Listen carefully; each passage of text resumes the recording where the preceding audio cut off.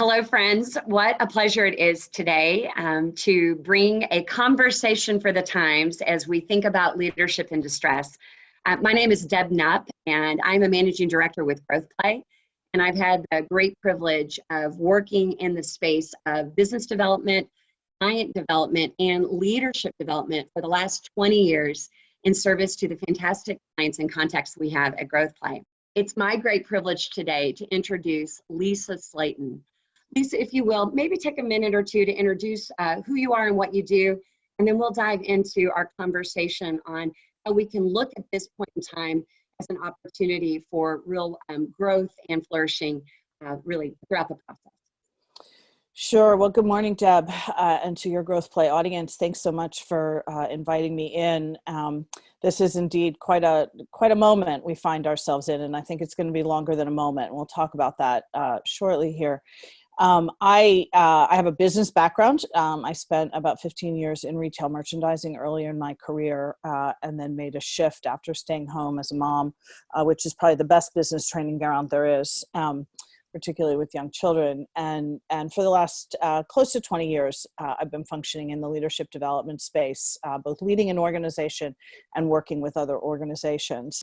My first opening question for you is if you could look at this current crisis as an opportunity for really extraordinary or exceptional leadership, how would you describe the crisis as the opportunity for leadership? Yeah, it's a great question.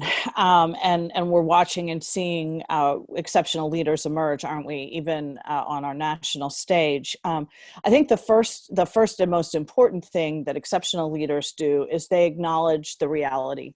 And I think we have to acknowledge the reality of this crisis. It is a big one. I would go as far as to say it's unprecedented. In our time, and many are saying in the last century. I think that's true. And it's far from over, right? It's not a one and done. It's not, oh, this happened and now we have to recover from it. This is an unfolding situation that is going to be dynamic and fluid. I've heard the word fluid and dynamic about 200,000 times in various conversations and things I've been on over the last several weeks.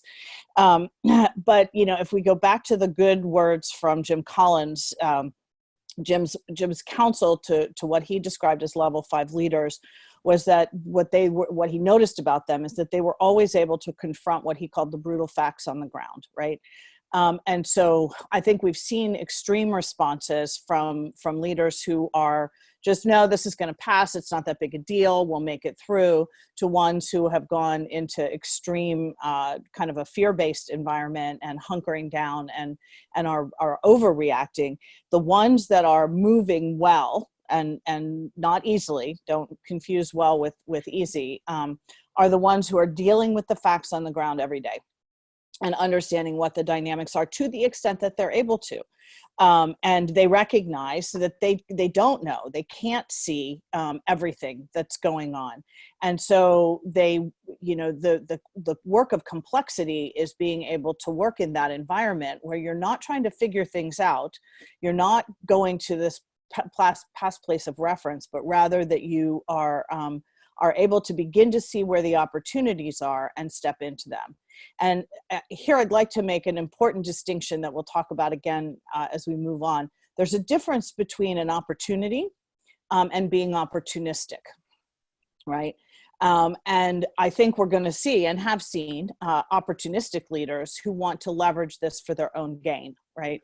In some way, shape, or form, as use it as a platform. Or there are leaders who are looking to say, where are the opportunities? And the mindset behind that is one that you mentioned in even how GrowthPlay thinks about the services that you provide for your customers. The opportunities are the opportunities to create value and serve.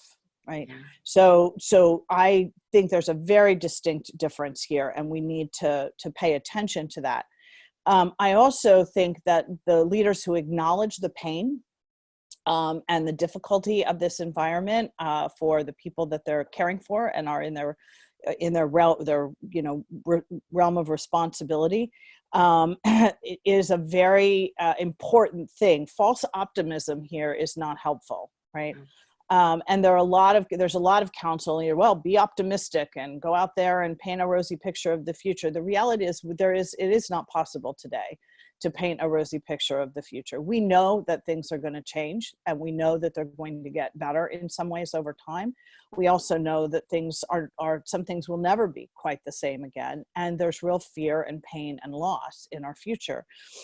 So the leaders that are able to step into that space and really pay attention to where people are struggling and be willing to do the very hard thing that most leaders I know, and I'm sure it's true of the leaders you work with as well, hate to say. And it's a very simple phrase.